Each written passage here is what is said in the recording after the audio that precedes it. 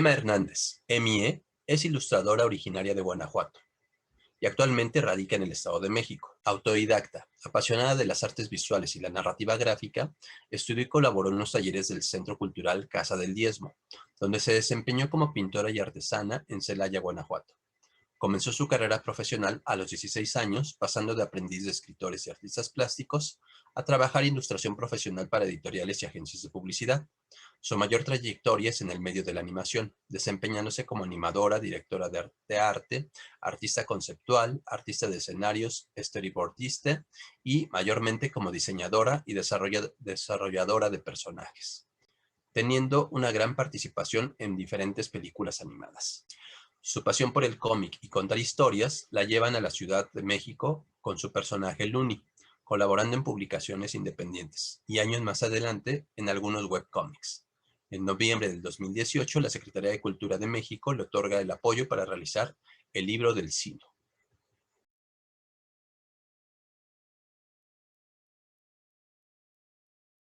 Bueno, pues en realidad están un tanto relacionadas y no sé si decir que más en nuestro país, porque muchos de los que nos interesamos por hacer cómic, por hacer narrativa gráfica de un inicio, también estamos trabajando en el medio de la industria de la animación. Esto como una forma de supervivencia. Y bueno, más allá de eso, o sea, se ha vuelto un hogar para todos los que nos dedicamos a la narrativa en general, ya que pues es un medio de trabajo que está completamente relacionado. También es una narrativa visual. Ajá, entonces, como aquí en México no hay tanto trabajo, por decirlo así, o tantas oportunidades de desarrollar el cómic o la narrativa gráfica como un medio de vida, o sea, de subsistencia, la animación sí se ha vuelto parte sí ha sido más fuerte la cuestión del entretenimiento, de la publicidad en animación, y por lo mismo, pues ahí estamos como que muchos de nosotros trabajando en este medio. Entonces sí están pues profundamente relacionados. A lo mejor en otros países es un poquito más separado porque el artista gráfico se puede dedicar exclusivamente a la rama editorial, a la rama de cómic, a la rama de novela gráfica, o se puede dedicar a otras áreas especializadas como es la publicidad o como es la animación para entretenimiento. Pero aquí en México, pues ahora sí que todos estamos en la misma, en el mismo frasco, vaya. Pero sí, en México se ha desarrollado más por la cuestión de que es más visible. La animación en México es más visible, para bien o para mal, incluso de que salga la película y que todo el mundo diga, qué horrible lo que se hace en México, qué chafa, ¿no? Pero es un tema de conversación, está visible, está ahí, ¿no? Antes de eso, o sea, antes de hablar de películas, de producciones relativamente recientes, hablemos de 2000, que es cuando se empieza a ver una carrera en la animación más visible aquí en México, con películas como La Nahuala, con estudios como Anima. Ahora ya tenemos muchísimos más estudios, ¿no?, colaborativos, pero antes de eso, sí, México era un país de maquila para animación. De hecho, aquí tenemos grandes animadores de Disney y de Hanna-Barbera, pero aquí hay una cuestión increíble. Son completamente anónimos e invisibles. Muy pocos de nosotros todavía recordamos a esos maestros de lo que se le llama la vieja guardia, ¿no? Y no solamente animadores, o sea, artistas de todo tipo. O sea, yo fui incluso aprendiz de un ilustrador increíble llamado Javier Tapia, que él maquiló para Disney mucho tiempo. Y son esa gente que ni siquiera aparecían en los créditos de las animaciones, ni de las películas, ni de las series. Así hubo cantidad de mexicanos maquilando aquí en México desde los años, no sé si 70 o antes, incluso de los 60, pero se tomaba su profesión como algo muy personal, muy anónimo. Les daba para pagar las cuentas, para adquirir una casa, bienes, mantener una familia, pero fue una época en la que, pues bueno, decían, trabajamos para una empresa grande y pues es la empresa grande la que da el nombre, ¿no? O sea, no, nunca se les dio un crédito como tal, una visibilidad. Ajá. Y pues antes del internet, pues era más difícil todavía eso de decir, ay, yo trabajé en tal lado, ¿no? Ahora es muy común que vemos que tenemos colegas mexicanos trabajando en grandes empresas en todo el mundo, ¿no? Yo de hecho, pues conozco a cantidad de amigos y compañeros de los que me siento sumamente orgullosa, pues porque están poniendo en alto el nombre de México, ¿no? Pero siempre ha existido. Lo que pasa es que eran completamente invisibles en ese momento. Hasta los 2000 yo creo que ya empezamos a figurar un poquito más en ese aspecto, ¿no? Empezamos como que a alzar la voz, empezó a aparecer el internet en nuestra vida, entonces la historia cambia en ese aspecto. Entonces ya tanto vemos tanto lo bueno como lo malo, ¿sí? Porque obviamente, pues, estuvimos en pañales desde los años 2000, ya estamos agarrando experiencia. Obviamente cuando empezamos en los 2000 a ver todo el trabajo en México decíamos, qué asco, ¿por qué? O sea, no se compara con lo que se está haciendo en el extranjero. Permítame decirle que siempre hemos trabajado para el extranjero haciendo cosas de calidad. El problema ha sido siempre el presupuesto, la cuestión de las ideas, de quién lleva los proyectos, de quién está arriba y cómo los lleva, ¿no? Una cuestión de dirección, porque talento existe. El talento siempre ha estado aquí, en nuestro país y es arrasador el talento del mexicano, ¿no? Sí es sobresaliente, pero muchas veces es muy mudo, ¿no? En ese aspecto. Ahora, en cuanto al cómic, eh, vamos a hablar igual la cuestión de la visibilidad. El cómic es un poco más invisible en cuanto a la animación, por la cuestión precisamente de publicidad, por el cómo se mueve, ¿no? El cómic tiene menos presupuesto, pero hay una cantidad de gente trabajando proyectos de cómic desde siempre igual, o sea, hay unos cuantos visibles, obviamente. Yo fui una de las personas que empezó en el cómic y puedo decirlo influenciada por un gran cómic que es Calimán. Sí, fue de mis influencias de haberlo tenido en casa, de que uno de mis tíos le encantaba comprarlo en los puestos de periódicos, que le encantaba el libro vaquero. Y yo de niña decía, veía eso y decía, yo quiero hacer esto, yo quiero dedicarme a esto, ¿no? También veía, igual en la tele, los especiales de Disney, de detrás de las cámaras, de cómo se hacían las caricaturas y las películas. Y yo también decía, yo también quiero hacer esto, o sea, eran como que mis dos grandes pasiones. Pero, pues hablando de visibilidad, pues, no hay tantos espacios para la narrativa gráfica para lanzarlas al público, ¿no? Que es una ventaja que sí tiene la animación. Bien que mal, la puedes ver en tele, la puedes ver en internet, algunos llegan a cine, ¿no? Pero ahí está un poco más visible para las masas, ¿no? En cuanto a cómic, difícilmente un cómic mexicano llega a los puestos de periódico, que es donde las masas lo pueden ver. Ajá, más bien tienes que ir a una convención. Y bueno, yo también soy todavía de una generación de los 90, yo empecé profesionalmente con esto. Entonces, soy de una generación en la que empezamos sin tantos medios de comunicación como actualmente, donde la única manera que tenías para hacer cómic era uniéndote a un grupo, haciendo un fanzine en común, porque es carísimo publicar en físico, y yendo a convenciones a venderlo. O sea, tú tenías que trabajar tus historias, dibujarlas y aparte ir a promocionarte, o sea, sin un centavo externo, así que de tu propio bolsillo juntar para ir incluso a toda la República a acercarte a la gente y decirle, hey, mira, esto es lo que hago. Ajá, pero también igual estamos hablando de que no está tan al alcance de las masas, sino para unos cuantos apasionados que saben acerca de estos eventos y que van a conocer qué más hay. Entonces creo que esa es la gran diferencia que tenemos entre un medio y el otro. Ahora con el internet pues ya se ha estrechado un poco la brecha, pero relativamente, porque también el internet funciona en cuanto a tendencias y en cuanto a tendencias creo que los comiqueros no somos tan populares.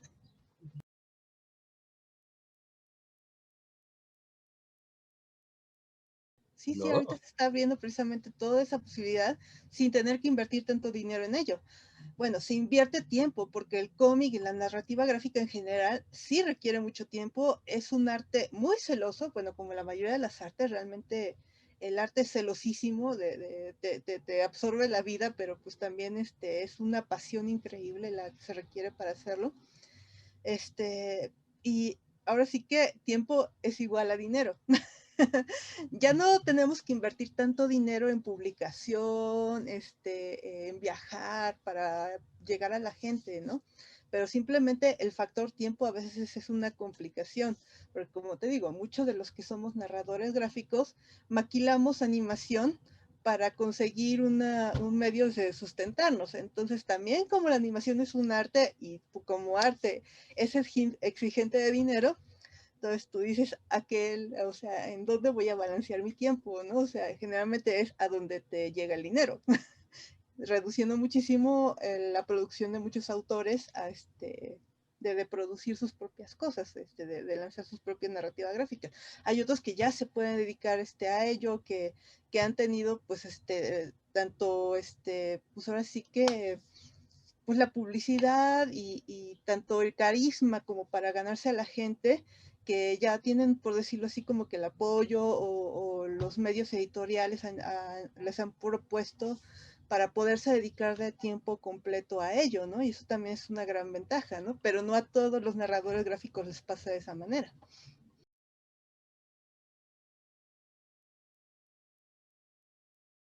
Pues sí, las becas precisamente es una gran oportunidad para los artistas para dedicarse de tiempo completo a los proyectos. Ya precisamente acabamos de mencionar el hecho de que el arte es completamente celoso y requiere muchísimo tiempo, es una disciplina que requiere mucha investigación y requiere de muchas horas de trabajo. Entonces, difícilmente sin un apoyo económico, un artista podría dedicarse de tiempo completo a realizar proyectos de este estilo. Entonces, una beca es, por decirlo así, es un gran apoyo para las personas que tienen ideas, que tienen capacidades de desarrollar un proyecto, pero no tienen los recursos económicos para hacerlo, ¿no? Sino que tienen que ver la manera de mantener a una familia, de resolver problemáticas de la vida que requieren solvencia económica, y no tener que desviarse también en ese aspecto económico de generar esa idea que puede aportar muchísimo a la cultura de México, ¿no? Y a la cultura en general, ¿no? Ya estamos hablando de una cultura globalizada. Entonces, han salido grandes trabajos apoyados por esta beca, incluso el maestro Clement, uno de los grandes, ha estado apoyado por la beca del FONCA. Gracias a eso nos ha podido dar pues grandes obras. Muchas otras han estado apoyadas precisamente por este esquema. Y ahora sí que muchos proyectos no podrían ser realizados de otra manera, más que teniendo un apoyo de estos. Tenemos modalidades del FONCA, por ejemplo, como jóvenes creadores, donde se les da la oportunidad durante un año de que su idea sea desarrollada. Entonces, por lo mismo, tienen que ser proyectos muy específicos. Muchas veces no pueden ser arriba de 100, 150 páginas porque es demasiado trabajo, créanme, te desvives por ello.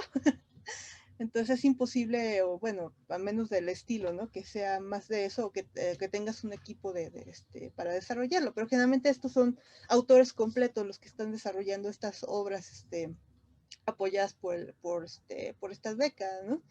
En el caso en el que estoy yo, que son ya los viejos creadores, tenemos un poco más de tiempo para desarrollar estas becas, por lo mismo yo creo que de la complejidad, de las propuestas que hay, la gente un poco más madura, y por las problemáticas de vida muchas veces para poder sacar adelante un proyecto grande, ¿no?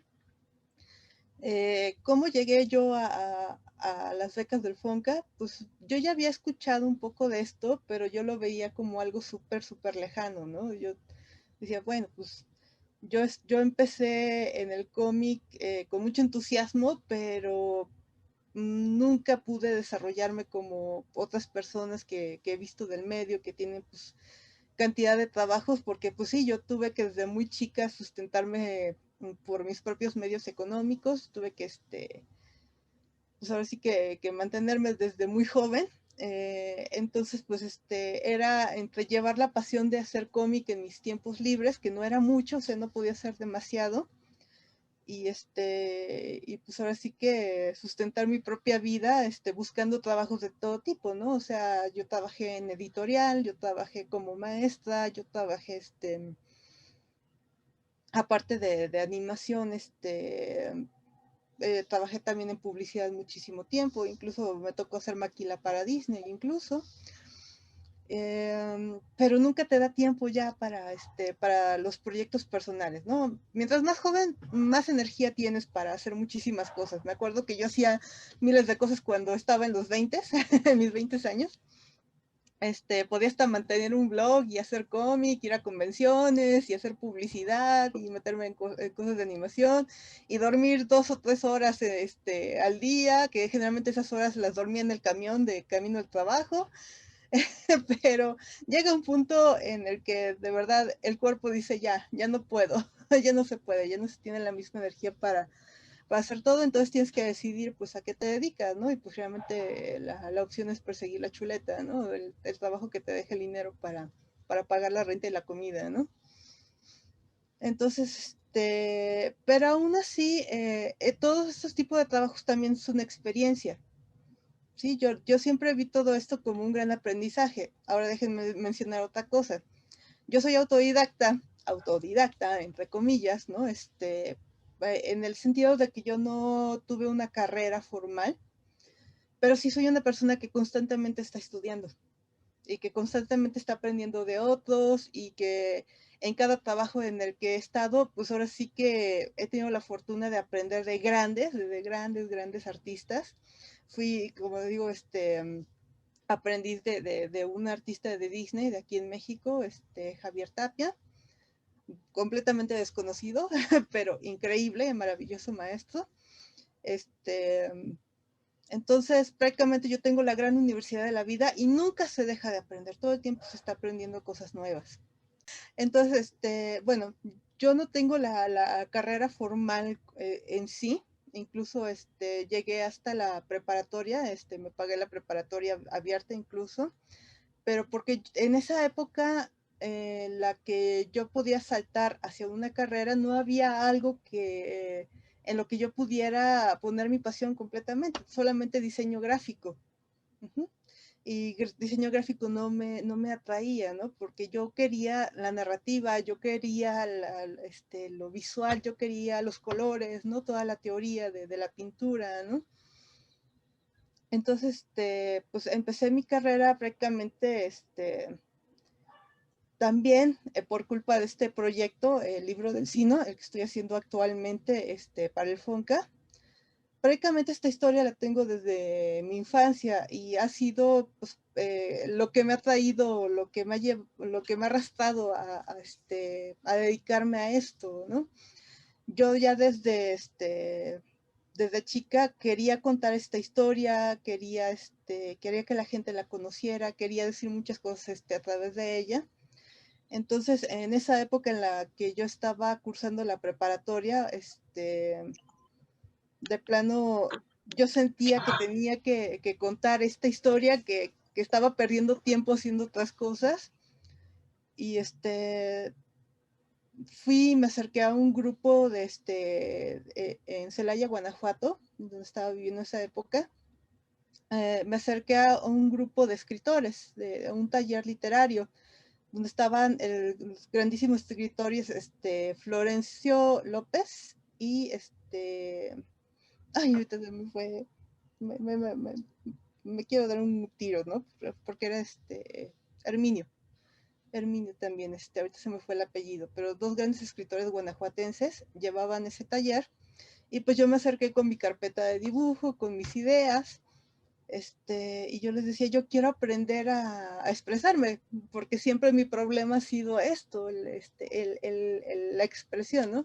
Siempre ha sido visual, porque las palabras me cuesta mucho trabajo hablar, expresarme así libremente. Las palabras para mí han sido una cuestión casi imposible a través de toda mi historia, ¿no?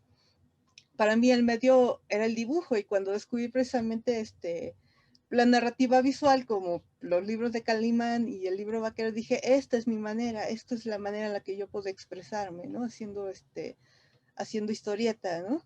Entonces me acerco a este taller literario de Casa del Diezmo, voy con mis ideas muy tímidamente, diciendo es que quiero aprender a escribir porque tengo esta idea, quiero hacer esto, quiero desarrollar esto, mi corazón me lo pide a gritos, ajá. Y ellos prácticamente me dijeron, vente, o sea, no solamente no solamente vas a aprender a escribir, o sea, prácticamente me dijeron, vente con nosotros y empieza a desarrollarte como artista completa. O sea, me acercaron, empezaron a darme responsabilidades dentro de Casa del Diezmo, me volví aprendiz, después fui maestro de pintura, empecé a aprender no solamente la cuestión literaria, veían que mi cuestión era completamente gráfica, entonces aparte de ayudarme a desarrollar esta historia, y a darle rumbo y causa, empezaron a meterme en las artes plásticas como tal. Ahí empezó mi carrera, por decirlo así, no era el diseño gráfico, ¿no? Entonces, prácticamente me salí de la prepa en la que me estaba pues, esforzando por mantener una beca para mantenerla. Y me metí a la preparatoria abierta porque yo quería dedicar la mayor parte de mi tiempo a aprender acerca de esto, a hacer mi historia, y a encaminarme completamente de tiempo completo a la narrativa gráfica, ¿no? Ya después me di cuenta, pues, que iba a ser muy difícil esto hacerlo en Guanajuato, ¿no? Cuando la Casa del Diezmo me pidió que hiciera un taller de cómic, precisamente se dio el fenómeno del boom del cómic por la muerte de Superman en los 90s. Entonces, muchísima gente volteó sus miradas hacia el cómic, empezaron a decir, ¿qué es esto? ¿Qué es esto? ¿No? O sea, se murió Superman y empezaron a ver que existía el cómic impreso, ¿no? Y aprovechando todo este boom, me dijeron, oye, pues date un taller de cómic. Les digo, es que yo no sé cómo hacer cómic, o sea, yo estoy aprendiendo apenas cómo se desarrolla esto, apenas estoy como que agarrando yo misma quiero saber cómo se hace cómic, ¿no? Entonces, pues tenía en la Ciudad de México unos contactos que hacían eventos culturales y empezaron a organizar ellos convenciones de cómic en casas de cultura en el Estado de México y empezaron a contactarse con la gente que estaba haciendo cómic en México en ese momento, con las convenciones que empezaban a darse como la Conque y todo eso. Y pues me empezaron a pasar los contactos de, oye, comunícate con estas personas que están haciendo cómic ahorita en México, ve estas convenciones que están pasando. Y pues sí, me comuniqué con todos ellos y pues bueno, obviamente en ese momento pues todos tenían miles de fans, pero dos grupos me dieron respuesta y me apoyaron en todo, me empezaron a decir cómo ellos estaban haciendo cómic en México, que fue el grupo de Kabum Comic y el grupo de Lulu Comics. Ajá. Y ya a partir de ahí, pues me di cuenta que si yo quería seguir desarrollándome en esto, Guanajuato no iba a ser la opción para mí en ese momento, ¿no? Entonces ya me fue la historia de la pueblerina que se va a buscar suerte a la gran ciudad. Y pues ahora sí que pues a darle con todo, ¿no? O sea, para buscar tu sueño, ¿no? Me acuerdo que incluso llegué a la ciudad diciendo, pues me voy a dedicar a trabajar como cajera o a trabajar como mesera o hacer cualquier otra cosa en lo que logro bueno, para conseguir dinero, para pagar las cuentas, en lo que voy haciendo como hobby mi cómic, ¿no? Y me acuerdo que me dieron un zape, bueno, fue mi hermana la que me dijo un zape, dije, no, te tienes que dedicar a algo relativo a la ilustración y a la narrativa gráfica, porque si no vas a perder de vista tus sueños, ¿sí? Tú vas a poder sobrevivir de esto. Le digo, no, ¿cómo crees? Yo no puedo. Y dice, es que si no te obligas precisamente a seguir tu sueño y a ganar dinero de ello, lo vas a perder. Te vas a desviar hacia otra cosa.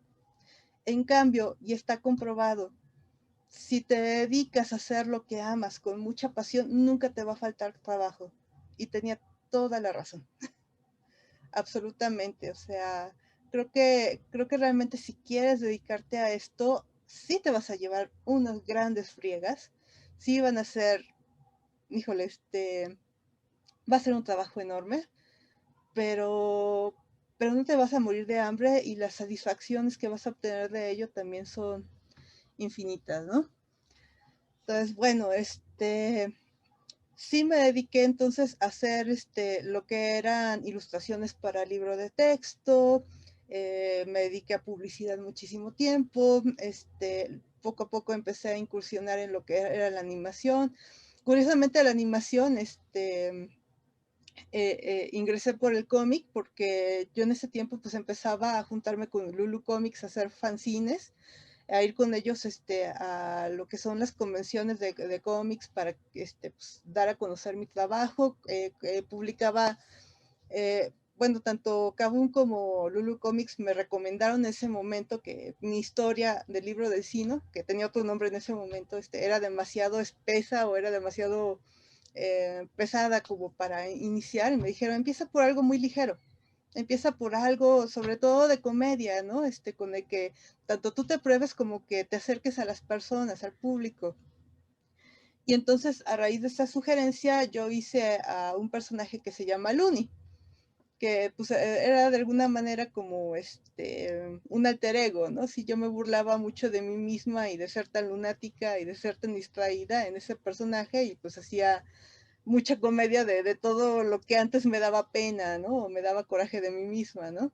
Y ese personaje empezó a gustar muchísimo en los fanzines, ¿no? Sí, pues ahora sí que fue antes del internet, por lo tanto, pues mis fans eran en las convenciones principalmente. Y gracias a ese personaje y de cómo lograba hacerlo yo actuar y desarrollarse y sus emociones, fue que de estudios de animación me empezaron a contactar y decir, oye, tú puedes estar muy bien en animación. Y pues ya de ahí ya empecé a incursionar, tanto como ilustradora como animadora, ¿no? Así que sin tener estudios previos, me dijeron, tú dibujas chingón, pues aquí están las hojas, ponte a dibujar cuadro a cuadro, ¿no? Y yo, bueno, pero fue gracias al cómic, fue precisamente gracias a mi pasión, fue gracias a divertirme con algo que salía muy de mi corazón, que empecé a tener, pues mayores oportunidades de trabajo, ¿no? Ahora, pues bueno, Looney me ayudó muchísimo en ese aspecto, pero siguió siendo un experimento. Yo la verdad nunca perdí de vista la idea de hacer esta historia del libro del Sino, que como te digo, tenía otro nombre anteriormente, de desarrollar estos personajes que tenía desde la infancia. Ahora sí que ellos eran así como el de, por ustedes voy a hacer todo esto, por ustedes me voy a desvelar, por ustedes voy a hacer todo tipo de trabajos, hasta los que no me gustan, para ya algún día tener la fuerza y los recursos para poder desarrollar esta historia, ¿no? Y pues así pasaron muchísimos años, ¿no? Te digo, yo empecé como a los 16 años con todo esto profesionalmente. Y no fue hasta que ya iba a cumplir los 40 cuando me cayó el yunque en la cabeza, que dije, ya me estoy haciendo vieja, ¿en qué momento pasaron tantos años, no? Y no he podido realizar ese sueño que tenía de la infancia. Y pues veía a otros autores de cómics, sobre todo del extranjero, que tenían años, ahora sí que publicando. Incluso una de mis grandes ídolas se llama Mina, no me acuerdo del apellido, pero tiene un cómic, es finlandesa y tiene un cómic que se llama Stay Still, Stay Silent. Buenísimo, increíble, pero veía que ella tiene casi 10 años haciendo cómic y no lleva ni la mitad de su historia. Y digo, híjole, si yo me espero hasta los 50 años a empezar a hacer una historia de este tipo, nunca lo voy a lograr, o sea, nunca lo voy a hacer, nunca lo voy a poder desarrollar. Incluso otra de mis inspiraciones es esta Virus Bizal, que es mexicana, que también tiene muchísimos años ya desarrollando un webcómic aquí en México. Yo la conocí en sus inicios y digo, qué bárbara, ella es mi ídolo, sobre todo por hacer miles de cosas y no dejar de lado su sueño. Este, Ella es una de mis grandes inspiraciones también. Y entonces ya cuando iba a cumplir los 40 años dije, no, ya tengo que renunciar a todo, tengo que dejarlo todo, porque es el tiempo de hacerlo, ¿no? No es fácil porque eso implicaba muchas decisiones familiares, platicar con mi familia, platicar con mi esposo, de decirles, ¿saben qué? Necesito hacer esto, tengo que hacerlo, no sé cómo, pero tengo que hacerlo. Y eso era pues abandonar el trabajo, dejar de apoyar económicamente, meterme en muchos otros líos, empezar a buscar de muchas maneras, empecé a buscar trabajo en el extranjero para tener tanto más solvencia económica como más tiempo para mí misma, y ya empecé a como que ahí a mediar un poquito, ¿no? Incluso buscando, ¿no? Si fuera de México alguien estaba interesado en el proyecto, porque en México, seamos realistas, es difícil que nos apoyemos entre nosotros a sustentar un proyecto de estas magnitudes, ¿no? A menos de que salgas a alguien muy conocido, que hayas demostrado que puedes hacer esto. Yo demostré que podía hacer muchas cosas como maquila en animación, pero no con un proyecto personal. Entonces, para mí fue empezar desde cero en la industria del cómic en Estados Unidos, con compañías como Macmillan incluso, y trabajando para escritores, donde me decían, pues bueno, primero ayúdame con mi proyecto y luego vemos si podemos colocar el tuyo. Y yo, bueno, sí, tiene razón completamente. Necesito foguearme, necesito aprender, necesito pues ahora sí que necesito demostrar que puedo ser una narradora gráfica y luego mostrar mi proyecto, pero digo, ¿hasta qué años ancianos voy a poder lograrlo, no? Y al mismo tiempo una amiga también narradora gráfica y también animadora y ilustradora, Dr. Stein, me dijo, oye, ¿ya conoces las becas del FONCA? Digo, sí, pero es que hay solo puro chingón y yo nunca voy a poder y es que eso no es para mí, es que pues a mí nadie me conoce, a mí nadie nunca me va a dar la oportunidad, ¿no? Y me decía, hazlo, inténtalo, o sea, sí fueron varias personas, no solamente ella, que me dijeron, inténtalo, inténtalo, inténtalo, ¿no? O sea, no importa cuántas veces te rechacen, tú inténtalo. Incluso por ahí escuché de otros que tuvieron la beca que me decían, es que yo tuve que intentarlo varios años porque hay cantidad de gente y cantidad de propuestas esperando ser escuchadas y esperando ser apoyadas. No es el hecho de que no les guste tu trabajo, sino que hay cantidad en fila de talento que también están buscando esta oportunidad, ¿no? Pero eso no quiere decir que no haya lugar o haya cabida para tus ideas también, ¿no? Para todos. Nada más hay que esperar y hay que insistir, ¿no? Y pues bueno, ahí gracias al apoyo de varios colegas, pues que no me di por vencida, que varios años consecutivos metimos documentos a la beca, hasta que pues un día se dio el milagro, ¿no? El que nunca esperé realmente lograr este apoyo, sobre todo pues, estando consciente de la cantidad de talento y de propuestas que hay. Entonces, pues yo la verdad estoy súper agradecida pues con todos los que me apoyaron tanto a decirme no te rindas, como los de Fonca que me dieron la oportunidad precisamente de poder desarrollar mi proyecto, ¿no? De poder decir de poder dedicarme a esto que tenía que hacer, ¿no? Obviamente, pues es un tiempo limitado el que tengo para contar esta historia. Esta historia requiere muchos años para contar, pero ellos ya me dan como que la oportunidad de demostrar de qué se trata, hacia dónde va, o sea, de iniciarlo sin tener problemas, sin fallar tampoco a mis responsabilidades como familia. Y entonces ahorita tengo 3 años ya desarrollando este es mi último año de la beca del FONCA. Y apenas si pude entregar 2 tomos y espero entregar parte del tercero de un proyecto que son 7 tomos por lo menos. Entonces es un proyecto muy ambicioso para mí, pero por decirlo así, esta oportunidad que me da el FONCA ya es pues un gran inicio, ¿no? Así que ya el resto dependerá de mí, ya dependerá de también de la respuesta del público, que es otra cosa, ajá, de que les guste o no les guste la historia, porque esa es otra cosa. Uno se apasiona muchísimo con sus propias ideas, uno da todo por ellas, porque son tus hijos, son tus niños, pero otra cosa es pues los gustos de la gente o el cómo lo reciban las personas o cómo lo entienden las personas en su momento, ¿no? Entonces, pues hay que estar preparado para eso también, ¿no? De que no siempre todas nuestras ideas van a funcionar. Mm, y otra cosa, o sea, más el hecho de que no funcionen, sino de aprender la manera de expresarse o de contar esta historia, porque yo considero que no hay historias malas, sino hay malas maneras de contar historias, y ese es el meollo del asunto, ¿no? Hay historias que son muy simples, hay ideas que son muy bobas, pero si tienes a un gran narrador, pueden funcionar. Ajá. Por el contrario, a lo mejor la idea es muy buena, pero si el narrador no está a la altura o no tiene las suficientes herramientas, pues obviamente no va a poder hacer contacto con el público como tal. Ujú. Entonces, bueno, es un poquito al respecto de la historia y mi experiencia de cómo llegué a esto. Y bueno, pues le estoy echando todas las ganas con este proyecto del libro del Sino.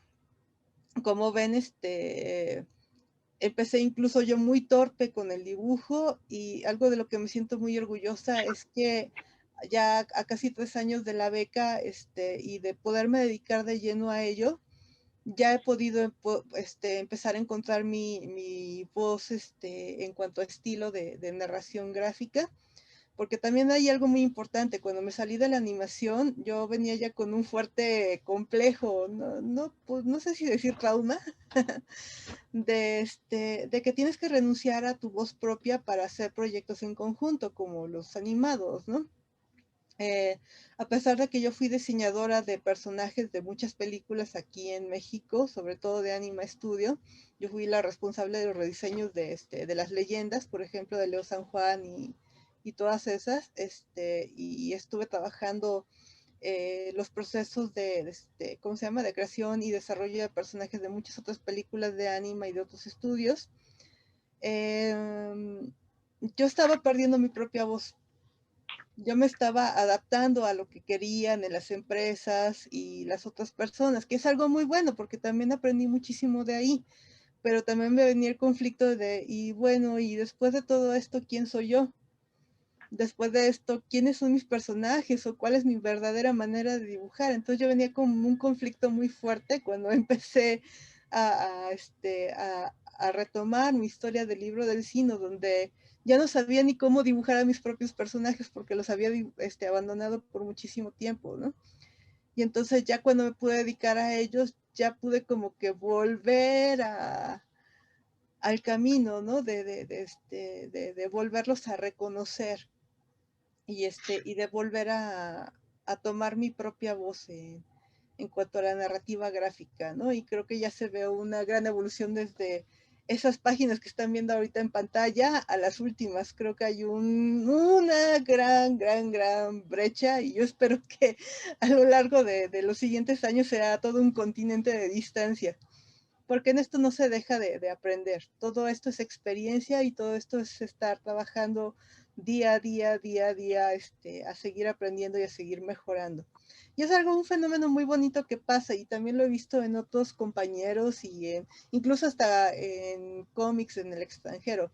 Es bien bonito cuando ves los primeros trabajos de un autor a cuando ves los últimos.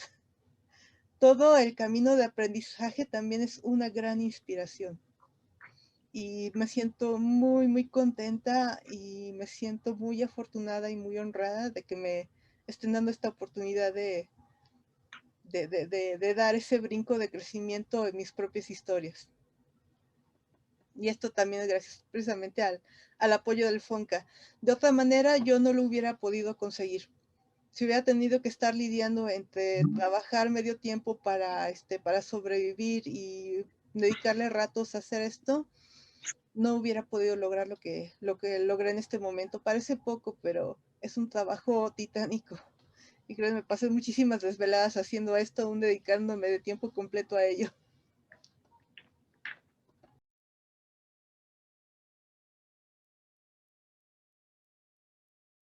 También tengo que mencionar yo algo en cuanto a mi experiencia personal.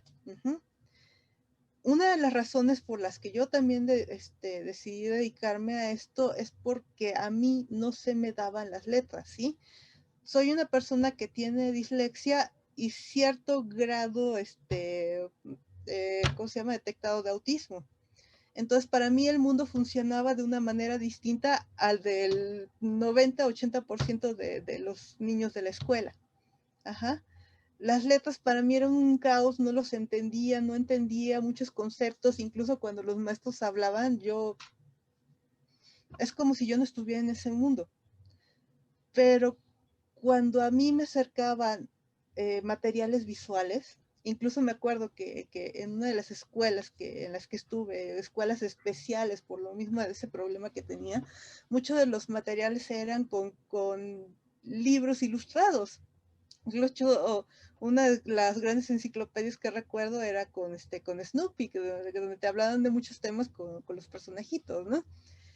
Entonces, es una manera de acercar a los niños o acercar a diversos públicos a entender de otra manera. Si a ti te cuesta trabajo las palabras, el medio visual puede ser una solución para ti para aprender. Ujú. Yo en un momento dado, cuando empecé a darme cuenta de esto y cuando mis maestros empezaron a darse cuenta de que yo no era una persona de números y letras, y empezaron a darme libertad de hacer mis apuntes dibujados, mis calificaciones se dispararon, me volví la nerda de la escuela. Incluso hasta se robaban mis cuadernos, o sea, mis cuadernos los exhibían en exposiciones porque estaban completamente dibujados. Yo daba interpretación de todo lo que estaban enseñando en escrito, todo lo traducía en imágenes, gustaban tanto que hasta desaparecían mis cuadernos, ¿no? Entonces, no todos tenemos la misma forma de ver el mundo, ¿sí? El medio visual es una forma, para otros incluso dicen que hay diferentes inteligencias, ¿no? Que también está la inteligencia física, ¿no? Hay gente que incluso aprende por medio de los deportes o de la actividad física. Entonces tenemos que estar abiertos a eso, ¿no? Yo les digo que si no se van a dedicar al cómic, sí que tengan conscientes de que también es una forma de aprender, es una forma de digerir conocimiento, de que no todos tenemos la misma forma de ver el mundo y que es muy enriquecedor ver cómo ve el mundo otra persona en su medio, ¿no? Como es este. Ajá, no todos les va a funcionar el libro, pero sí puede funcionarte un libro ilustrado, ¿no?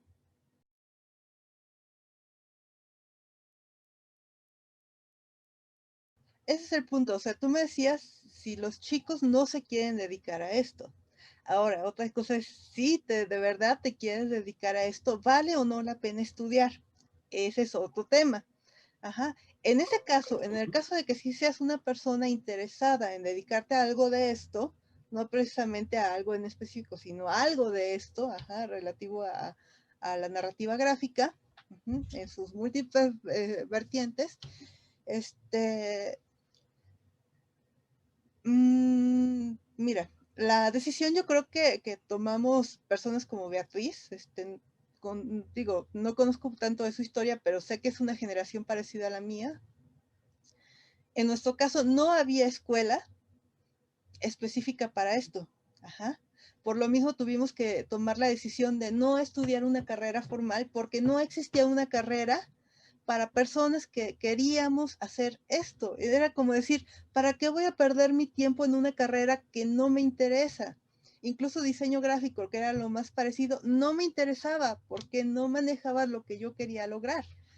Ajá, entonces, digo, ¿para qué voy a gastar mi dinero y mi vida en una carrera que no me va a llenar? Ahora las cosas han cambiado, ¿sí? Ahora ya existen las carreras, ¿sí? Y ahora ya tenemos muchas escuelas, incluso en las escuelas más sonadas de México, como el TEC, como la UVM, ya existe la carrera de animación, ya existe la carrera de artes como tal. Entonces, ya ahí ya la cuestión de si no quiero estudiar o no es muy personal. ¿Qué aconsejo? Yo les digo que si está la carrera, sí la tomen. Ujú. Ya me ha tocado ser maestra en carrera, precisamente en dos escuelas muy reconocidas de esto. La última fue Sena, donde ya tienen validación de la SEP incluso, la carrera va incluso para arte conceptual, como para narración gráfica, como para animación, para todo tipo de medios, 2D y 3D. Ya no necesitas ir tan lejos, ya no necesitas ir al extranjero. Si puedes, si tienes la posibilidad de ir al extranjero, te vas. Si no, te quedas aquí en México. Si no es en estas escuelas particulares, hay muchas otras maneras y otros medios de aprender. Si no tienes los recursos económicos para pagar una carrera, sí, porque ahora ya no es el pretexto de que no hay la carrera para esto que quiero, ¿no? Ya eso ya no es un pretexto. Ajá, ahora sí hay muchísimas opciones. Ahora la cuestión, la mejor es económica, ¿sí? A lo mejor yo no tengo los recursos para pagar esta carrera, ¿sí? Porque sí es cara, sí es bastante cara de reconocer, ¿sí? Pero hay becas, ¿sí? A la gente talentosa o a la gente con mucho entusiasmo de hacer las cosas, se ganan sin problema una beca, ¿sí? Se ganan el recurso para estudiar en donde quieras, ¿sí? Si realmente te interesa, llegas, te plantas a la dirección, digo, yo quiero hacer esto, yo quiero estudiar aquí, no tengo el dinero, ¿cómo le hacemos? ¿Cómo trabajo? ¿Qué te hago? ¿Qué te intercambio? ¿No? Pero la manera hay para cursar la carrera. Si no quieres meterte en eso, hay infinidad de tutoriales en internet, ¿sí? Hay profesionales a los que te puedes acercar a pedir consejo, a pedir, digo, en mi época mi opción fue ser aprendiz de un artista, y esa era la carrera para muchos de nosotros. Hacer el trabajo o ser precisamente el apoyo de alguien que ya se dedicaba profesionalmente a eso, y ahí te permeaba todo su conocimiento. Entonces, de estudiar, hay muchísimas maneras de estudiar, y hay además otra cosa. Nunca terminas de aprender, nunca terminas de estudiar en esto, ¿sí? Todo el tiempo tienes que estar aprendiendo cosas nuevas, los tiempos cambian, los conocimientos cambian, todo el tiempo tienes que estar aprendiendo cosas nuevas.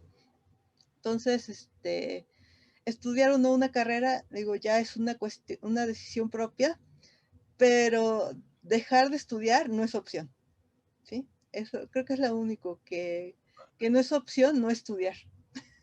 Eso sería la única.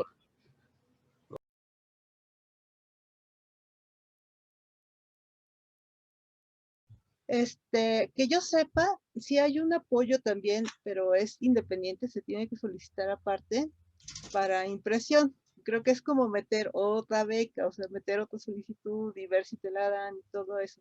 No estoy muy segura porque yo en lo personal yo no he averiguado, pero sí sé que hay una opción donde el gobierno apoya a realizar ciertas impresiones, también por concurso, ¿no?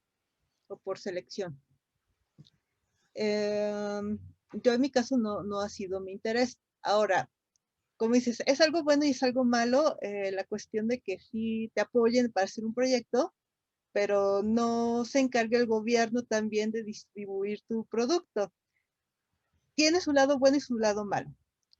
Su lado malo, como dices, es que dices, a lo mejor es que ellos deberían de hacer que estos materiales lleguen a todas las escuelas para que la gente los vea, los lea, se haga popular, y la gente se vaya interesando y vaya preguntando, ¿qué más hay? ¿Qué más puedo conseguir? ¿Qué más puedo hacer para apoyar? ¿O qué puedo hacer yo? O a mí me interesa hacerlo también, ¿no? O sea, todo ese fenómeno se puede detonar si el mismo gobierno acercar a la gente estos cómics, novelas gráficas, materiales, de la misma manera como acercan los libros de texto gratuito, ¿no? A lo mejor sería muy interesante.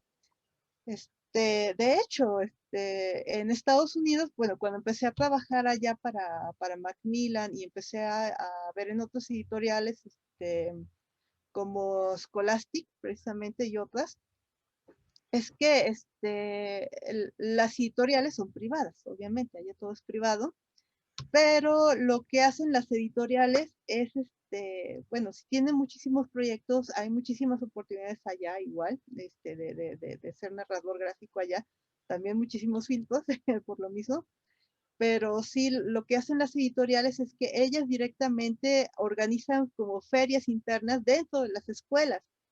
Ajá, y llevan todo el material que tienen impreso de cómic, de novela gráfica juvenil, precisamente, incluso hasta por edades tienen catalogados, tienen sus diferentes líneas para diferentes edades, desde muy chiquitos hasta los preadolescentes, adolescentes o aquellos que ya van a entrar hasta la universidad.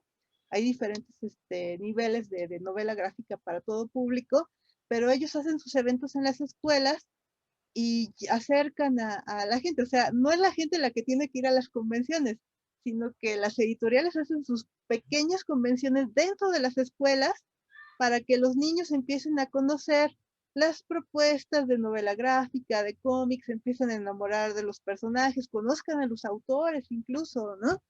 Entonces son ellos los que toman la iniciativa de ir a la montaña, ¿no? Este, no como aquí en México, que la gente tiene que ir a las convenciones, pero no todo el mundo sabe que hay convenciones de cómic, no les interesa, ¿no? En cambio, si hicieran las convenciones dentro de las escuelas, podrías capturar a muchísimo público, podrías impactar a muchos niños que en su casa no existe ni un libro y de repente en su escuela donde obligan a ver números y letras sin sentido para ellos, de repente ve un libro con colores bonitos, personajes entrañables, que incluso le hablen a él, que diga, oye, yo soy como tú, ¿no? Y así, que sea la impresión, ¿no? Y ya se vuelva un fan y se vuelva un lector, incluso, ¿no? Eso no pasa aquí en México, eso está pasando en Estados Unidos, pero son iniciativas privadas, no son de gobierno. Ajá, no son de gobierno como tal.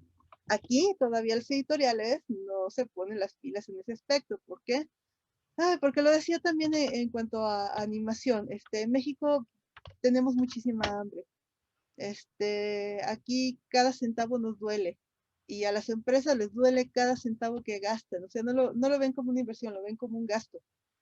Entonces, lo menos que puedan gastar, lo van a hacer. O sea, eso, editoriales apuestan a que la gente va a llegar por la popularidad del autor. No apuestan a que ellos hagan populares a los autores. Y esto generaría más industria. Pero aquí no se da, en Estados Unidos, en Europa y en Japón sobre todo, sí se da esto, de acercar a la gente a todos estos materiales y ya se vuelve parte de la cultura cotidiana. Entonces, como ves, hay una complejidad en ese tema, ¿no? Y la otra, ¿por qué el gobierno no lo hace, ¿no? Y por qué es bueno también que no lo haga. Es bueno que no lo haga porque te da libertad a ti como autor de decidir cómo y con quién quieres distribuir tu obra. Con quién te conviene más publicarla en dado caso. Eso es bueno, esa es la parte más positiva que le ve a esto. Si a mí me obligaran a publicar con alguien que no me convence o que yo no conozco, o digo, no, es que no me gusta mucho la calidad de la impresión. O sea, tú como artista dices qué quiero o qué no quiero para mi obra, ¿no? Pero por el otro lado, pues también es complicado porque, bueno, ya el FONCA ya nos apoyó, ya tenemos obra realizada y ahora es toc toc, alguien me quiere imprimir. Oye, me gusta tu editorial, sí, pero a nosotros no nos gusta tu producto, bye. Es el otro problema. Yo me estoy enfrentando a esto. Yo ya he tocado puerta en muchas editoriales y hasta el momento pues me dicen que les gusta mi dibujo, pero que no es el producto para ellos. Entonces, esa es la otra problemática, ¿no? O sea, me siento libre por la cuestión de que puedo decidir o que el FONCA me ha dado esa libertad de decir cómo quiero yo distribuir mi producto, pero por el otro lado es un poco desesperanzador porque, bueno, a partir de ese momento ya estoy sola para distribuirlo, ¿no? ¿Y por qué decidí hacerlo en cómic? O sea, ¿por qué muchos proyectos se quedan guardados, se desarrollan? Y el mío lo hice en webcomic, porque lo hice en web. Ese es otro tema también muy interesante. ¿Esa fue decisión tuya? Esa fue decisión mía, ¿sí? Porque el FUCA te da toda la libertad de hacer lo que tú quieras con tu producto y eso se me hace maravilloso. Ajá. ¿Por qué? Porque no tenemos un producto, como dicen, enlatado, ¿sí? No, yo tengo la decisión de si lo vendo o no lo vendo, si lo publico o no lo publico, ¿sí? No lo van a guardar ellos hasta que una editorial lo imprima, ¿sí? Sino que yo como autora, yo veo si lucho por él para que se imprima o cómo lo distribuyo, ¿no? Muchos de los proyectos que se hacen de este tipo de novela gráfica, yo creo que a lo mejor más autores tienen más visión, perdón, más visión económica que la mía, o sea, son más listos en ese aspecto. decir, bueno, yo voy a hacer esta obra y pues lo que voy a hacer es hacer un Kickstarter o un crowdfunding para juntar dinero, imprimirlo y sacar después, o sea, después de la beca, pues yo tengo la ganancia de mis libros o incluso el hecho de tocar las puertas editoriales y si alguna de ellas me quiere imprimir el libro, pues yo también sigo ganando de lo que yo ya produje con la beca, ¿no? O sea, esa visión de negocio que tienen muchos ilustradores y que tienen muchos artistas, que en mi caso yo dije, yo no quiero eso. O sea, fue una decisión personal. Es decir, yo no voy a guardar mi historia. ¿Por qué? Porque a mí lo que me pedía mi corazón era dar a conocer la historia. Ajá. Y Yo por ahí, eso yo quería publicarla en cómic, porque para mí mi principal necesidad era gritarle al mundo, tengo esta historia, aquí está, se la regalo, es mi corazón, tómelo. y es que creo que esa es como la función precisamente de una beca de este tipo. O sea, como que el gobierno lo que tiene que hacer es difundir esos trabajos. Porque, o sea, me parece así como, pues ganas tú como autor o como autora, ¿no? Ganas tú, pero también mi chamba es que lo conozcan estos. O sea, yo tengo un montón o sea, tengo una bronca de fomento a la lectura, pues tengo probablemente un autor que es muy político y tengo una autora que está hablando de fantasía. Los dos trabajos me convencen. Vamos a ver si convenzo a alguno de estos estudiantes. Y entonces ya es mi chamba, ¿no? Tanto sacar una producción, que fíjate, si tú me estás diciendo, esto fue iniciativa mía de hacerlo en digital, ay, mijo, pues entonces, ¿dónde está el gobierno? O Mira, sea, sí es una cierta difusión a los trabajos becados en la página de cultura, pero siendo que, honestos, ¿cuánta gente va a acudir a la página de cultura? sí. Ay, Dios mío, Dios mío. Bueno. Ese es el problema, la visibilidad, los medios y cuáles son los populares, ¿no?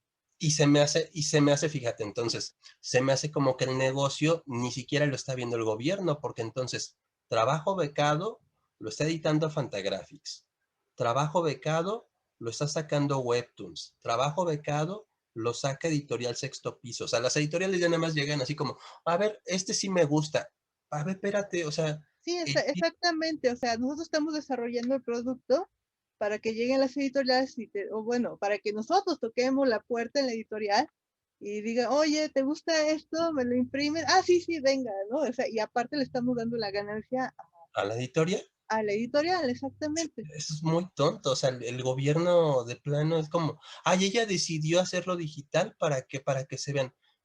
Güey, pues si tú eres quien tiene que difundirlo, Ya el hecho de que nos deban la beca es un gran apoyo, pero sí todavía falta una gran lucha después de desarrollar un proyecto. O sea, no se termina la lucha ahí, o sea, no es ya logré el sueño, ya, no, apenas estás comenzando con esto, no sabes lo que te espera después.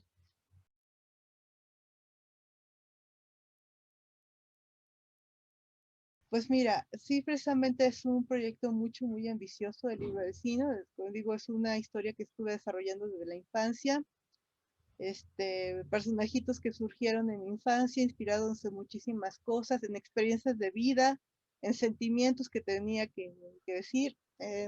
Soy una persona que tengo que pasar por muchos procesos de terapia y esa misma terapia me ha llevado ¿cómo se llama? Ahora sí que a asimilar la vida por medio de mi herramienta, ¿no? De la narrativa gráfica. Entonces yo tomé esta historia que empecé a generar de niña como algo muy serio. Ajá, yo ya lo veía como una meta de vida, ¿no? Ya cuando entré al taller de narrativa gráfica, digo, de escritura en Celaya con Herminio y con Florencio, pues ya iba más en serio todo esto, ¿no? Es algo que tenía yo que tenía que decir, ¿no? O sea, no quiero dar spoilers, a lo mejor la premisa es muy sencilla a la larga, o sea, incluso por eso le cambié el título, porque el título era el spoiler más grande, o sea, te lo puedo resumir en 5 palabras a lo mucho, ¿no? lo que tú Pero quieras no decir es, nada más. pero no es la cuestión de la idea, sino es todo el camino, o sea, esta es una historia que vale la pena por el camino transcurrido, por el crecimiento de los personajes, por cómo los personajes van creciendo, a lo que se van enfrentando y qué decisiones de vida van tomando. Esta es una historia que está bañada de muchísima comedia, o sea, a mí me encanta la comedia, que también estar en Lulu Comics me ayudó muchísimo porque son grandes comediantes gráficos ellos también, sobre todo Víctor Hernández. Este, entonces, para mí la comedia se volvió también un modo expresivo de llegar más fácilmente a la gente, de decir de una manera más humorística aquello que nos duele, ¿no? Desde el alma, ¿no? Es otra manera de decir cosas muy serias, ¿no? Entonces, esta historia tiene mucha comedia, pero el trasfondo de esta historia incluso habla de depresión y hasta cierto punto de suicidio. O sea, no llego hasta a ese punto, les digo, va a llegar, o sea, falta mucho en el que, de que de uno de los personajes importantes va a querer tomar esa decisión de acabar con su propia vida, ¿no?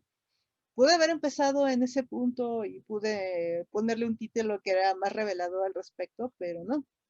O sea, creo que lo importante muchas veces es el crecimiento que va teniendo los personajes y lo que quería lograr a través de ellos es decirles a muchas personas, a través de estos personajes y el cómo se van desarrollando, es que fueran encontrando un punto de identificación, como yo me identifique con estos personajes, ¿no? El de todo aquello que han pasado o que pasaron por la escuela, el cómo eso los influyó en su carácter, el cómo la convivencia con sus compañeros o amigos los van haciendo tomar decisiones o tomar actitudes ante la vida, ¿no? Entonces, no solamente es una aventura, sino es una aventura que tiene mucho precisamente ese lado, ¿no? De cómo nosotros como personas también somos personajes que actuamos y reaccionamos a las cosas, ¿no? Y de eso va mucho esta historia, ¿no? Está basada un poco, como les digo, en mi infancia, de hecho, puedo decir que Krish es un poco yo. Si ustedes ven la historia, Krish es un niño que no se siente fuera del lugar, se siente diferente y se lo hacen saber, además de todo, o sea, cómo los niños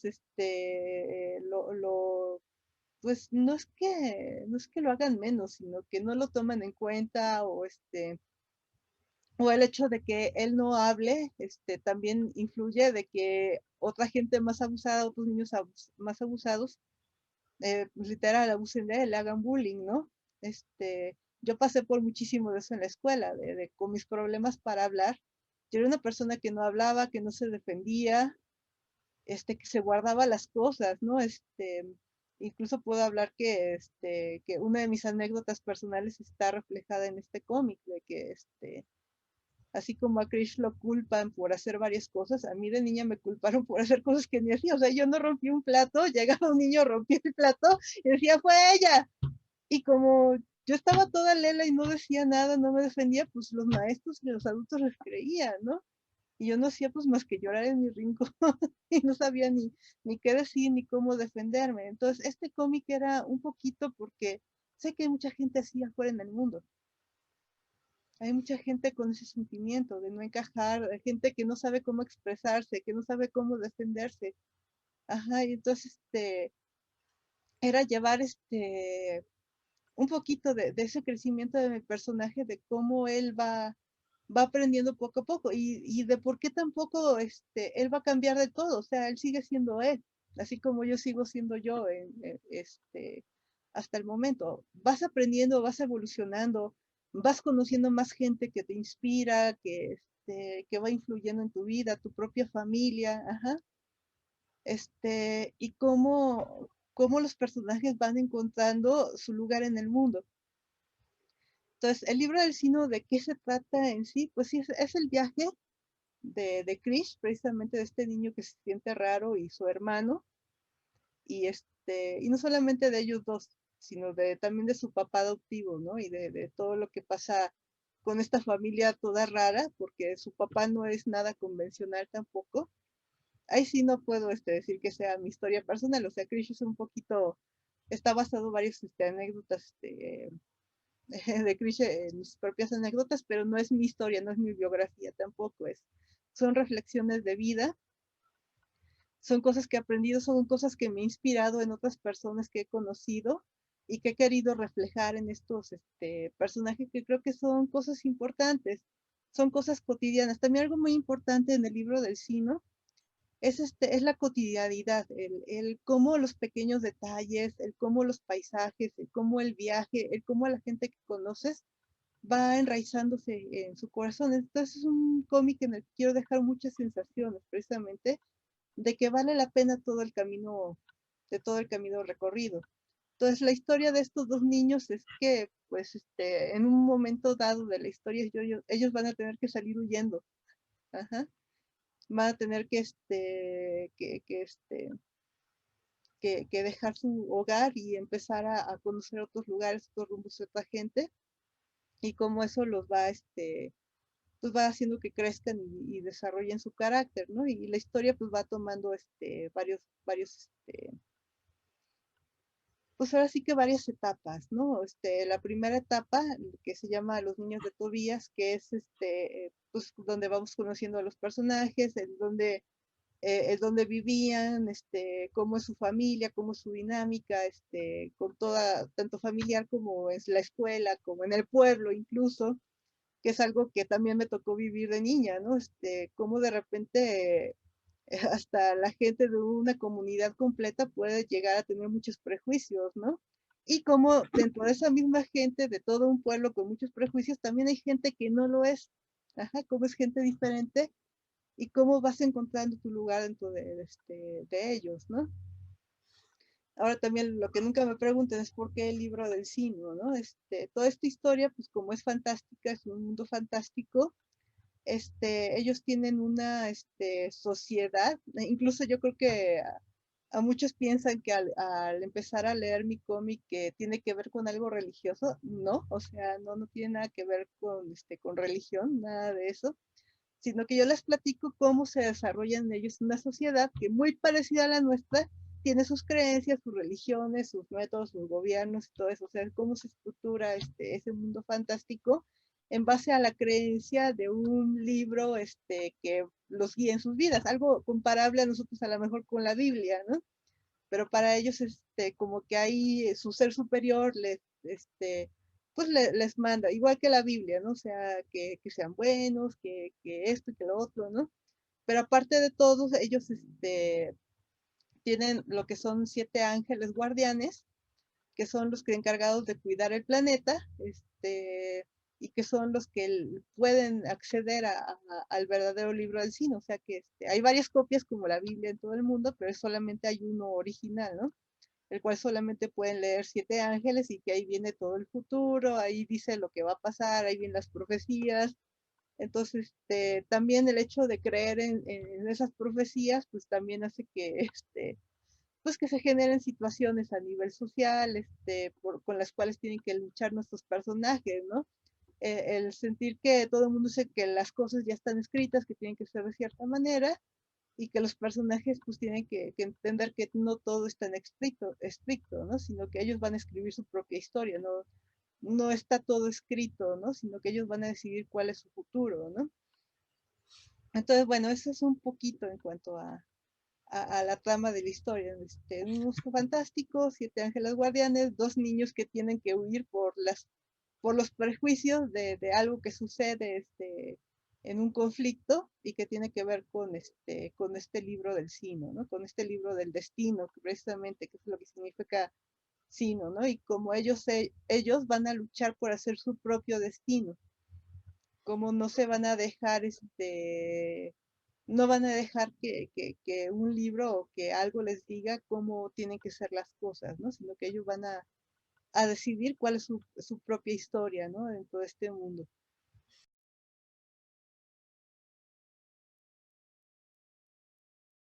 Te puedo hablar a la totalidad de lo que yo pienso que es el proyecto y de hecho tengo estructurado en mi cabeza, porque requiere muchísimo tiempo bajar a papel todo eso, hasta para hacer un resumen requiere muchísimo tiempo de bajarlo. Pero esto está pensado para 14 capítulos, o sea, 14 tomos completos como los que acabo de entregar, que apenas llevo 2 de esos 14. Y son dos partes primordiales, o sea, sería una primera parte de 7 libros, o sea, o 7 tomos, donde habla de la vida de estos dos niños, de cómo luchan por crear su propio futuro. Y es un libro precisamente como la Biblia, pero que no tiene que ver con una religión católica, nada de eso. Habla sobre un apocalipsis, sobre un fin del mundo, que muchos creen que este par de niños lo van a traer al fin y al cabo, por todo. Bueno, los invito a leer para que conozcan la historia, porque esos niños piensan que pueden traer ese apocalipsis al final. Ajá, entonces terminamos este ciclo de 7 libros con esa llegada del apocalipsis, y los otros 7 libros son lo que pasó después del apocalipsis. Okay. Y todo este universo psicológico tiene que ver con una historia de depresión fuerte y de una toma de decisión precisamente de quitarse la vida. O sea, es una historia que pienso que la pueden entender desde niños, pero que se puede empezar a tocar estas temáticas y a comprender el por qué muchas veces sentimos o pensamos lo que pensamos a través de sentirlo o verlo identificado en estos personajes, ¿no? Entonces, una historia que se pretende que no solamente crezcan los personajes, sino que también el público pueda crecer junto con ellos.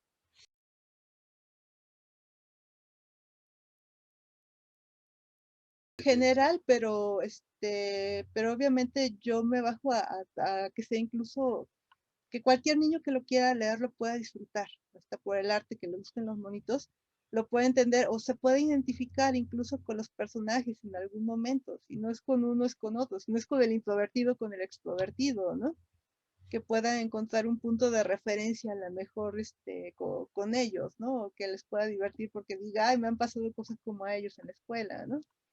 Puedo decir que ahorita, como dices, si es para niños o no, a lo mejor los 7 primeros libros son para niños, y los otros 7 siguientes libros ya son más adultos, ya se vuelve muy oscura la historia, pero también creo que es en base a un tema muy importante.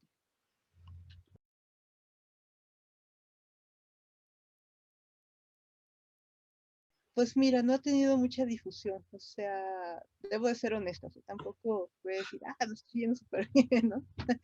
La verdad es que no ha tenido mucho eco, creo que es no sé, es difícil. Yo creo que estoy luchando por algo complicado. Para algunas pocas personas que me han dado retroalimentación, no les gustan mucho los personajes. Algunos dicen que son furros y no les gustan los furros y nada más por eso no lo leen. Otros le dicen que el personaje principal no les gusta, que les causa así como qué horror y que por eso no se les antoja leer el cómic. Y algo curioso es que ese personaje sí, yo sé, es extraño y es raro, pero esa es la intención. Tiene parte que ver en la historia que sea así físicamente o que esté diseñado así, ¿no? Entonces sí me he topado con opiniones que incluso dicen, pues vi el arte y no me llamó la atención o no se me antoja leerlo y no lo voy a leer. Ujú. Y otros que me dicen, no, sí me gustó mucho y lo recomiendo y todo eso, pero pues obviamente a los que lo recomiendan pues tampoco sienten que son el target. Entonces, pues me ha sido difícil encontrar el público, la verdad. Incluso hasta encontrar la retroalimentación, porque si hubiera algo más que me pudieran decir como autora que yo tendría que ver o fijarme para mejorar mi trabajo, porque eso es importante, o sea, saber cuáles son los puntos malos y cuáles son los puntos buenos, ¿no? O sea, en qué sí estoy acertando y en qué estoy fallando, ¿no? Para poder seguir continuando con esta historia de una mejor manera, ¿no? O sea, no se trata de, ay, no es una basura mi historia, no la voy a hacer. No, se trata de realmente llevar esta historia por un mejor camino. O sea, no pienso renunciar a ella. No pienso darme por vencido, aunque sí me tira el ramo muchas veces de, no está funcionando, la gente no lo quiere ver, soy un No, fraude, soy un fracaso en la vida. Digo, no, más bien tengo que buscar qué estoy haciendo mal, porque creo que la historia vale la pena, pero no estoy a lo mejor empezando de la mejor manera.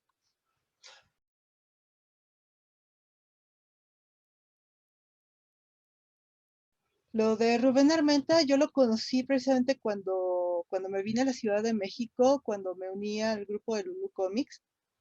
Pues Entonces yo igual venía con la esperanza de aprender, de hacer cosas. Y Rubén Armenta lo conocí cuando llegó a la Conque, creo que incluso fue de las primeras Conques que hubo. Y pero se acercó como un chavo muy entusiasta, así diciendo: "Ay, es que yo quiero ser el autor de cómic más grande y más fabuloso del mundo", ¿no? Y todos lo veían como un loquito, o sea, todo el mundo lo mandaba a volar, o sea, era como el loquito de la convención. Pero, no sé, o sea, yo lo vi, el entusiasmo que traía, se me hacía increíble, o sea, su dibujo no dabas un centavo por su dibujo, pero las ganas de hacer las cosas, de mejorar, de contar precisamente, o sea, de contar las cosas, era lo que lo hacía único, o sea, ahí es donde vimos el potencial en Rubén. De hecho, Lulu Comics y Víctor Hernández fueron como de las personas que más creyó en él. Él estuvo trabajando también en otras editoriales, no me acuerdo si también en Gallito, y después él también optó por hacer su propio fanzine, donde él más bien invitaba a otros a unirse a su historia. Se me hizo una iniciativa increíble, o sea, diciendo: ok, yo no dibujo bien, pero tengo un personaje que puede funcionar. Es un personaje que no se va a dar por vencido y por eso vale la pena. Híjole, eso para mí fue muy inspirador, ¿no? Y yo creo que nos inspiró a todos de que ahí estábamos todos en su fanzine, o sea, todos le entramos al monito, todos colaboramos con el monito. Y la verdad yo fui de las personas que más colaboró con él, o sea, yo publiqué muchísimos tomos con el monito, le hice portadas, le hicimos edición editorial en un momento también, pero era muy inspirador Rubén Armenta como artista, o sea, su estilo de dibujo y su personaje podía haber sido, todo el mundo se burlaba de él, pero el hecho de que no se diera por vencido y que dijera: vale la pena contar algo, creo que fue la flama que encendió en muchísimos. Y además, poder unir a muchísimos autores de cómic de ese momento, de grupos bien distintos, o sea, no teníamos nada que ver los unos con los otros, y sin embargo, él con ese entusiasmo nos unió a todos en su revista. Y además hay que decir algo, o sea, Rubén Armenta tenía siempre, y desde que lo conocíamos, tuvo varias condiciones de salud muy fuertes, pero tú no podías creer que de verdad el sujeto estuviera tan mal de salud, porque esa flama que tenía de hacer las cosas, ese entusiasmo, le daba vida a todos, a todos, a todos. Entonces, ¿cómo no homenajearlo? O sea, fue alguien bien importante para mí en lo personal, sí fue mi gran inspiración. Fue el padrino incluso de mi primer fanzine de Looney impresa por mi cuenta. Se lo tuve que dedicar a él porque aunque yo me burlaba diciendo: es que si Rubén Armenta puede hacer un fanzine, ¿por qué yo no voy a poder hacerlo si dibujo mejor que él? O sea, así bromeábamos, pero era cierto, o sea, era cierta esa inspiración. Él nos demostraba de que si él podía hacerlo, todos podíamos hacerlo. Entonces, por eso fue tan importante Rubén Armenta y por eso es que no hay que olvidarlo. Y no solamente fue alguien importante en la industria del cómic, fue un cineasta. Ujú. Además de todo, hizo varios cortometrajes y a la gente no le gustaron sus cortometrajes, pero fue parte importante de la historia del cine en México, de los cortometrajes.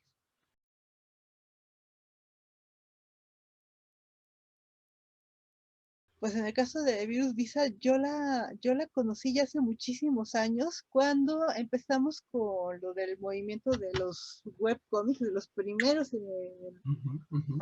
en los 2000 y tantos. Yo ya hablaba bueno, Gantús tenía precisamente esa idea de juntar a varios para hacer el Muertito Sabrosón y el Cadáver Exquisito, pues nos juntó a varios para hacer esa locura cooperativa, ¿no? De ese Cadáver Exquisito, para contar una historia entre varios autores conocidos en el momento. Para mí pues fue un honor así de que no me la podía creer que estaba a un lado de Micro, de Clement, de Humberto y de todos ellos, y de fue súper chido, ¿no? Y yo me estaba dedicando pues más a la animación, o sea, yo realmente siempre hice cómic en ese momento pues por pura pasión, era mi hobby, ¿no? Nunca ganaba dinero de ello, pero ahí estaba yo presente porque me gustaba, ¿no?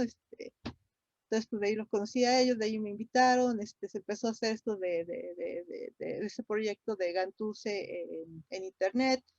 Empezó a jalar muchísima gente que le llamó la atención. Yo ya comentaba también con ellos de que este fenómeno de los webcomics empezaba a ser algo fuerte en Europa. Sobre todo yo lo empecé a conocer en los blogs de Europa, sobre todo de Francia y de Italia, donde los autores contaban sus anécdotas de vida en sus blogs, pero a modo de cómics, o sea, como ahora lo que hace Elena Comics o muchos de los autores que tenemos que nos cuenta, o Jules Papial, ¿no? Yo siento que todos ellos fueron influenciados precisamente por todos estos blogs y diarios personales de los artistas de Europa. Y yo les decía a ellos, bueno, si ellos pueden hacerlo, también nosotros podemos utilizar los blogs para publicar cómics, para acercarnos a la gente, ¿no? Y el Muerto sobre Azul creo que fue para mí como que dar ese pequeño paso, ¿no? El empezar a acercarnos a ese público y poder llegar incluso a otros países, ¿no? Ya no quedan nada más en las convenciones y ya, ¿no? Y en todo ese relajo conocí yo a esta Virus Visa, que nunca sabía cuál es su nombre real, perdóname amiga, no sé qué era el virus. Y ella empezó también a publicar su propia historia en web. No me acuerdo ni cómo fue el acercamiento de ambas, no, la verdad es que soy una persona con poco RAM, pero sí me acuerdo que fue en esa época y que cuando vi lo que ella estaba haciendo, me encantó. Me súper atrapó su propuesta y dije, qué chido, o sea, esta chica que está queriendo hacer esto, porque la verdad es que no había muchas chicas conocidas. Había otra, precisamente Rocío Pérez Momo, que estaba haciendo las aventuras de Felinia en París, porque se fue a París y también trajo toda esta influencia y empezó a contar sus aventuras y también empezó a hacer su webcomic, ¿no? Y ya de ahí empezaron a surgir, poco a poco empezaron a asomar la cabeza las chicas que estaban haciendo esto, que les interesaba, porque en un momento parecía que no existíamos. O sea, éramos bien poquitas, éramos bien contadas. En la industria de la animación igual, o sea, había una mujer por estudio de animación, o sea, bueno, una mujer en el área del arte, digo, porque pues, las demás mujeres que había estaban en otros departamentos, ¿no? Sobre todo eran las secretarias y las de la limpieza, ¿no? Y era con las que yo echaba cotorreo en los estudios, ¿no? Pero igual en el medio del cómic no asomaba la cabeza hasta ese momento, ¿no? Y el trabajo de esta Virus Visa a mí me inspiró muchísimo, ¿no? Y sobre todo de que se lo tomó muy en serio y empezó a publicar, aunque sea una página por semana, o sea, y se volvió constante durante años. Y durante años yo la he seguido y me sigue maravillando cómo ha crecido, evolucionado y que ha hecho muchísimo más proyectos que es en la web, ¿no? Y justo yo creo que por esa visibilidad, esa constancia que ha tenido ella, ella se ha puesto más en contacto, ¿no? Con todas las chicas, ella misma se puso a averiguar quiénes estábamos en el medio, en la industria. Digo, para mí fue más visible en el medio de la animación, cómo íbamos poco a poco asomando la cabeza, porque yo estaba más sumergida en ese momento ahí, pero esta Virus Visa pues, se puso más busa precisamente de todas las chicas que estaban empezando a asomar la cabeza en la narrativa gráfica y empezamos a ver que no eran pocas. Y ahora me da mucho gusto que ya prácticamente después de 2010 ya la cuestión de género se ha ido emparejando. Y no solamente emparejando, creo que ha sido sobresaliente incluso el trabajo de las mujeres sobre el trabajo de muchísimos hombres. Por eso es así como que sí entiendo el sentimiento de ella de querer golpear en la nariz a quien pregunte, o sea, ¿cuáles mujeres? Oye, ya estamos no solamente trabajando, ya no solamente estamos a la par en la industria, sino que si ahora te das cuenta en estándares de calidad, las mujeres tienen más calidad en trabajo que los hombres, perdónenme, pero mayormente las chicas arrasan.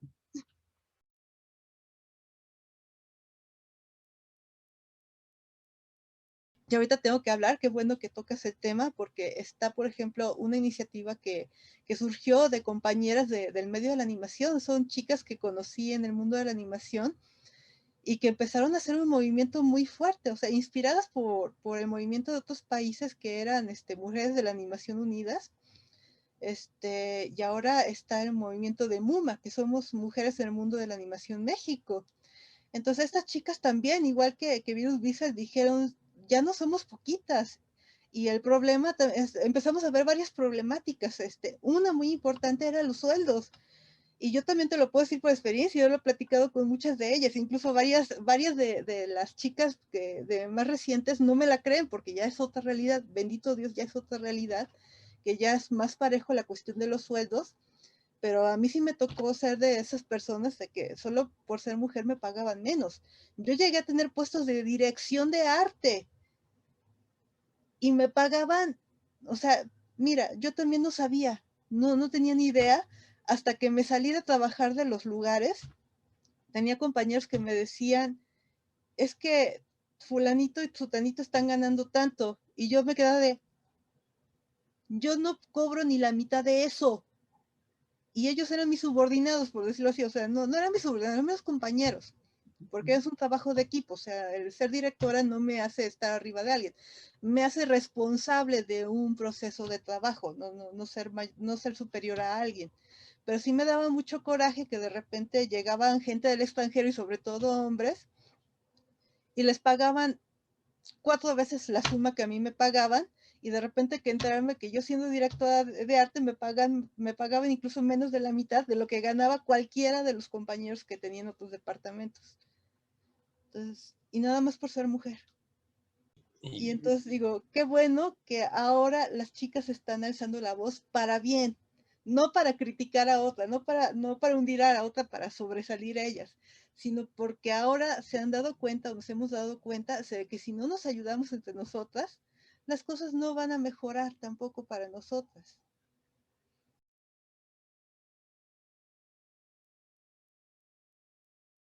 De los que me gustan, a mí me encanta el trabajo de Bárbara Canepa y Alejandro Barbucci, que fueron artistas de Disney, también empezaron ellos en animación en Disney y luego se dedicaron a la narrativa gráfica, son creo que italianos ambos, y su libro de Skydoll es un libro que recomiendo ampliamente, toca temas religiosos de una manera blasfema, por decirlo así, o sea, si tienen una familia que es muy religiosa, no se las enseñen.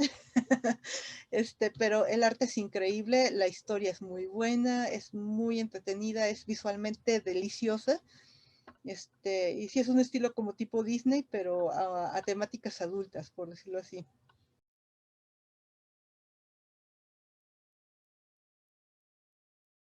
Mira, curiosamente, yo creo que muchos pasamos por todas esas etapas, ¿no? O sea, es parte de la vida.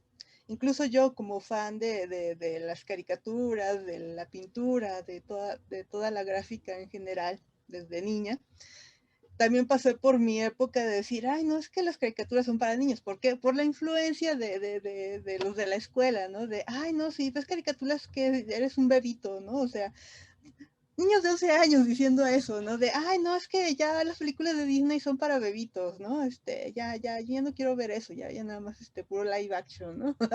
O cosas por el estilo, ¿no? Entonces también pasé por esa época preadolescente, adolescente, en el que dices, ay, no, yo ya no le hago eso, ¿no?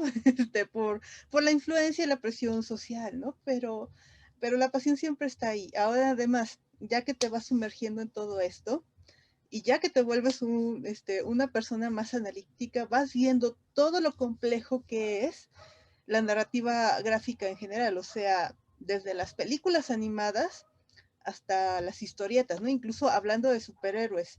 Los superhéroes no son más que un reflejo crudo también de la sociedad bañado en dulce.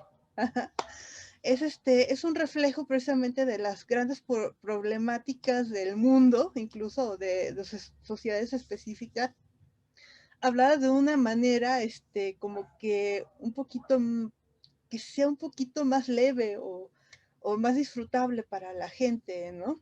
Pero prácticamente es como, meternos una medicina, con algo dulce, ¿no? Al mismo tiempo. Entonces, realmente el cómic es cultura pura, o sea, estamos hablando no solamente de ficción. La ficción siempre viene de algo real, viene de basamentos reales, y más allá de eso, no solamente viene basado en la realidad, sino que trasciende más allá de la realidad, se vuelve inspiración para el futuro. Y ahora, es una disciplina que requiere de muchísimo, ¿no? O sea, para una persona que se dedica a la historieta o, bueno, a la animación en general, tienes que saber de todo.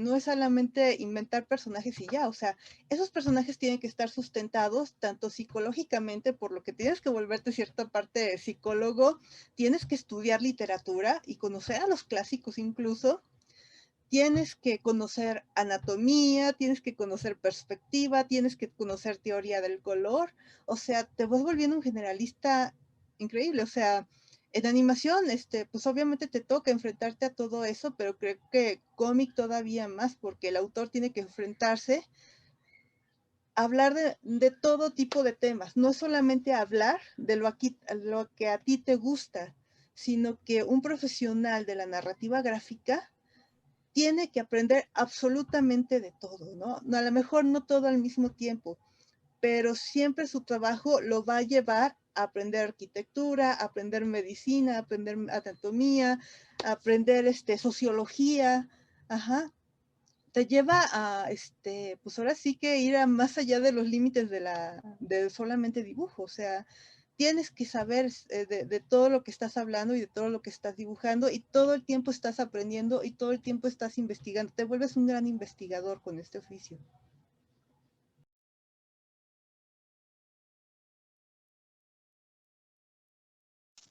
Al día, al mes, en la vida. Pues en general, bueno, al día. Al día. Mira, te puedo decir que ahorita gracias a la cuestión de la beca puedo dedicarle mayor tiempo. Generalmente las mañanas soy ama de casa y en las tardes, pues ya a partir de después de que ya entrega la comida, y ya entrega la ropa limpia y todo eso, ya me puedo encerrar a trabajar a partir de mediodía, hasta las 3 de la mañana,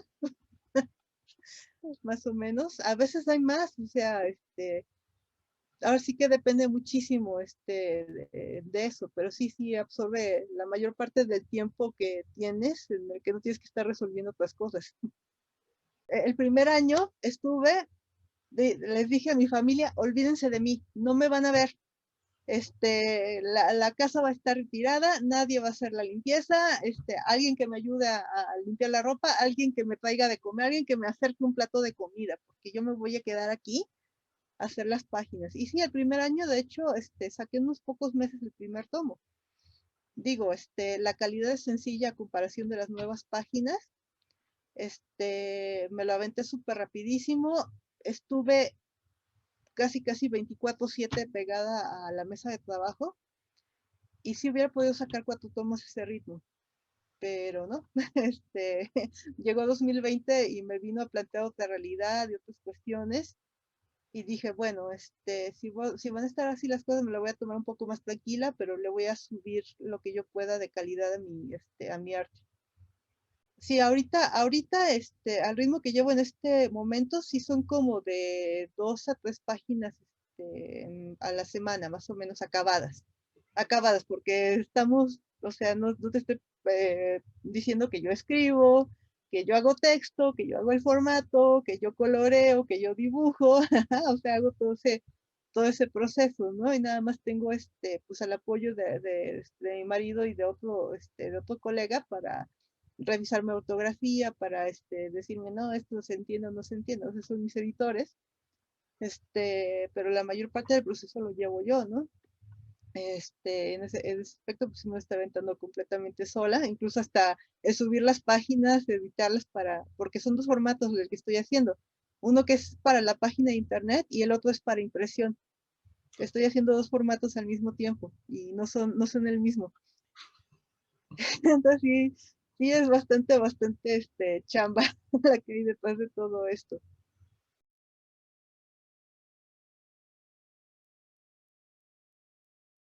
Híjole, pues más que nada, el tema es el viaje de crecimiento de estos niños. El tema oculto sí es un poquito la cuestión de depresión. Ajá, Y yo creo que como muchas historias, ¿no? El hecho de sentirte diferente, ¿no?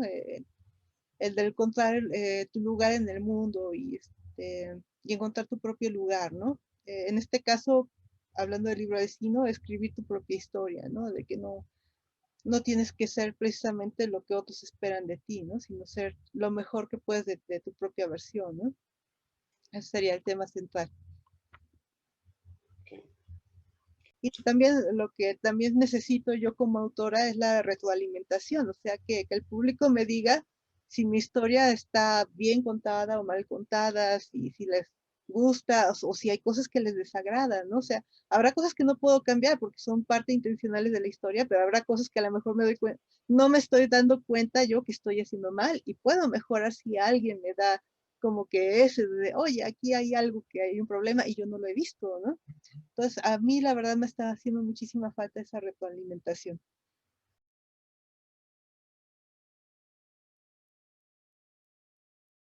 Yo los invito sinceramente a leer mi proyecto, o sea, para mí es el mejor proyecto del mundo porque lo estoy haciendo yo, pero los invito a leerlo, a que ustedes también opinen, qué les parece, si se identifican o no con los personajes y por qué, y si ha evolucionado o no ha evolucionado también.